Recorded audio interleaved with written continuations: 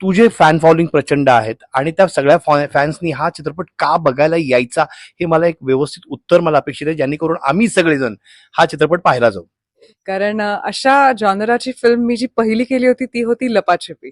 माझ्यासाठी तो एक एक्सपेरिमेंट होता, कारण का त्या अगोदर माझे सगळे रोमॅन्टिक सिनेमे आले होते, भूमिका वेगळ्या होत्या सगळ्या. सो त्या सिनेमामध्ये प्रेक्षक मला एक्सेप्ट करतील का, ते माझं काम प्रेक्षकांना आवडेल की नाही, या विचारांमध्ये आम्ही होतो. पण ज्या पद्धतीने लपाछपी या सिनेमाचं वेलकम झालं मराठी प्रेक्षकांमध्ये, ते माझ्यासाठी आश्चर्याचा मोठा धक्का होता.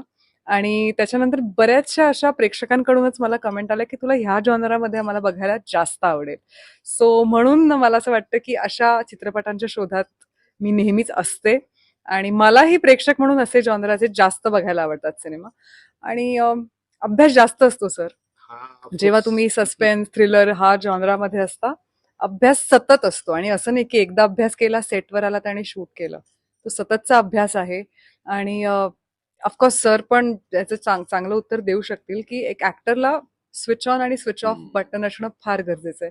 सो जेव्हा असे इंटेन्स रोल तुम्ही करत असता ना, तेव्हा ते स्विच ऑन स्विच ऑफचं बटन तुमचं स्ट्रॉंगली ऍक्टिव्हेटेड पाहिजे. कारण अशा काही गोष्टी ज्या आम्ही सिनेमात शूट करतोय, शूट संपल्यावर आम्ही त्या घरी नाही घेऊन जाऊ शकत, because it's very intense, it's very dark.